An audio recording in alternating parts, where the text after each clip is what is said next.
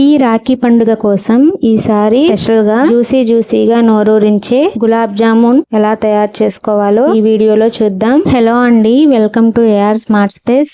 Instant gulab jamun mix తో చాలా ఈజీగా గులాబ్ జామున్ ఎలా తయారు చేయాలో, ముఖ్యంగా గులాబ్ జామున్ లోపల పిండిగా కాకుండా మెత్తగా జ్యూసీగా రావడానికి, గులాబ్ జామున్ పగుళ్ళు రాకుండా ఈ వీడియోలో మీతో కొన్ని చిన్న టిప్స్ కూడా ఈ రోజు షేర్ చేస్తాను. మొదటగా ఈ రెసిపీ కోసం కావాల్సిన ఇంగ్రీడియంట్స్ అన్ని మెజర్ చేయడానికి ఒక కప్ గానీ ఒక బౌల్ గానీ మనం తీసుకోవాలి. ఒక కప్ గులాబ్ జామున్ మిక్స్ కి 2 కప్పుల పంచదార తీసుకోవాలి. పాకం కోసం 2 కప్పుల పంచదారకు 2 కప్పుల నీళ్లు తీసుకోవాలి.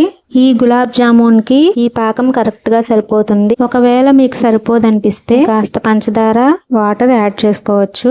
మీకు పాకం ఇంకాస్త మైల్డ్ గా స్వీట్నెస్ కావాలనుకుంటే వాటర్ ని 1 టేబుల్ స్పూన్ కానీ 2 టేబుల్ స్పూన్స్ కానీ తగ్గించుకోండి. ఇప్పుడు పిండి కలుపుకోవడానికి 1 కప్పు పిండికి 1/2 కప్పు నీళ్లు కానీ పాలు కానీ తీసుకోవచ్చు. నేను ఇక్కడ పాలు నీళ్లు 2 మిక్స్ చేసి 1/2 కప్పు తీసుకుంటున్నాను.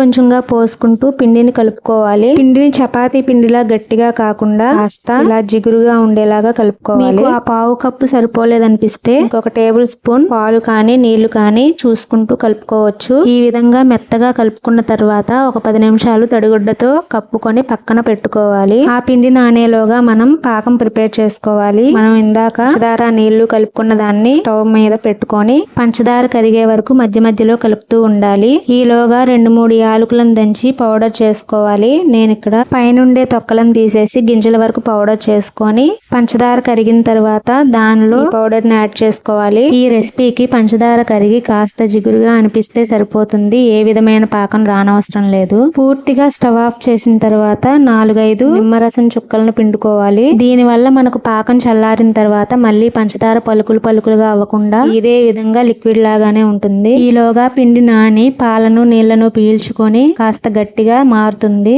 అందుకోసమే మనం ముందు పిండిని కలిపేటప్పుడు కాస్త జిగురుగా కలుపుకోవాలి. ఇలా చేయడం వలన మనం ఈ ఉండలను నూనెలో వేయించేటప్పుడు పగుళ్ళు రాకుండా ఉంటాయి. ఉండలు పగుళ్ళు రాకుండా ఉండాలంటే మరికొన్ని టిప్స్ కూడా మనం పాటించాలి. ఈ విధంగా మనం చిన్న బాల్స్ ని అన్ని సమానంగా ఉండేలా తీసుకోవాలి. బాల్స్ అన్ని ఒకేసారి చేసేయకూడదు. ఒక 8-9 అలా మన ఆయిల్ కి సరిపోయేలా మాత్రమే తీసుకోవాలి. అన్ని ఒకేసారి ఆయిల్ నిండా వేసేయకూడదు. చిన్న గిన్నెలో నెయ్యిని కాస్త మనం పక్కన పెట్టుకోవాలి. ఈ విధంగా ఉండలు చేసేటప్పుడు నెయ్యిని చేతులకు రాసుకుంటూ ఈ విధంగా అదిమి పెట్టి వీడియోలో చూపిస్తున్నట్లుగా ఉండలను అదిమి పెట్టి నొక్కుంటూ రౌండ్ గా బాల్ లా చేసుకోవాలి. మిగిలిన పిండిని తడారిపోనీయకుండా తడి క్లాత్ తో కప్పుకుంటూ ఉండాలి. పిండి తడారిపోయినా మనం ఉండలన్నీ ఒకేసారి చేసి పక్కన పెట్టినా పగుళ్ళు వచ్చే ప్రమాదం ఉంది. గులాబ్ జామున్స్ పర్ఫెక్ట్ గా రావాలనుకుంటే ఈ చిన్న టిప్స్ తప్పనిసరి. ఒకవేళ పిండి కాస్త గట్టిగా అయిందనిపిస్తే మరి కొంచెం పాలు గాని నీళ్లు గాని పోసి కలుపుకోవచ్చు. ఈ విధంగా తయారు చేసుకున్న బాల్స్ ను ఆయిల్ లో వేసి వేయించుకోవాలి. ఫ్లేవర్ లేని ఆయిల్ ని తీసుకోవాలి. నేను ఇక్కడ సన్ఫ్లవర్ ఆయిల్ ని తీసుకున్నాను. ఆయిల్ మరీ ఎక్కువ హీట్ గా ఉండకూడదు, అలాగనే లో హీట్ లో ఉండకూడదు. మీడియం హీట్ లో ఉండాలి. లో ఫ్లేమ్ లో పెట్టుకుని మాత్రమే కాల్చుకోవాలి. ఇక్కడ ఒక చిన్న క్లిప్ మిస్ అయింది. ఫస్ట్ మనం చిన్న గోరంత ఉండను ఆయిల్ లో వేస్తే అది అడుగు కళాయికి ఒకసారి అంటుకొని వెంటనే పైకి తేలుతుంది. అలా వస్తే మనకు ఆయిల్ మంచిగా హీట్ అయినట్లు. అలా వచ్చినప్పుడు మాత్రమే ఈ ఉండలను వేసి వేయించుకోవాలి. ఈ బాల్స్ ను గరిటె పెట్టి తిప్పుకుంటూ జాగ్రత్తగా ఎర్రగా కాల్చుకోవాలి. బాగా ఎర్రగా కాలితేనే ఇవి పాకం పీల్చుకున్న తర్వాత మళ్ళీ కాస్త లైట్ రంగులోకి వస్తాయి. మరీ తెల్లగా వేయించకూడదు, అలాగని మరీ నల్లగా కాల్చకూడదు.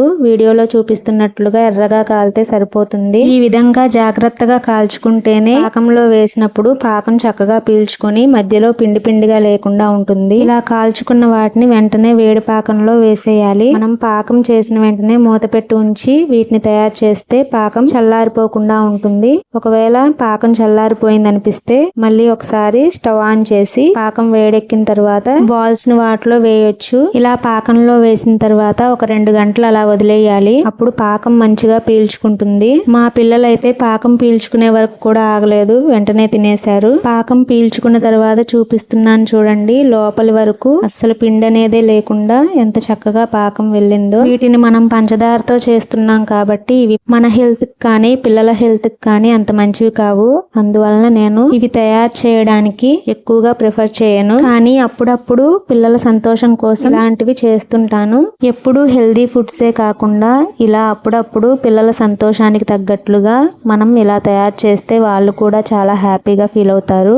ఈ రక్షాబంధన్ కి మీ పిల్లల కోసం మీరేం తయారు చేస్తున్నారో కామెంట్ లో తెలియచేయండి. అలాగే వీడియో నచ్చితే ఒక లైక్ చేయండి. మీ ఫ్రెండ్స్ అండ్ ఫ్యామిలీకి షేర్ చేయండి. ఒకసారి ఛానల్ ని విజిట్ చేసి వీడియోస్ యూస్ఫుల్ అనిపిస్తే సబ్స్క్రైబ్ చేసుకొని బెల్ ఐకాన్ ని క్లిక్ చేయండి. Thanks for watching.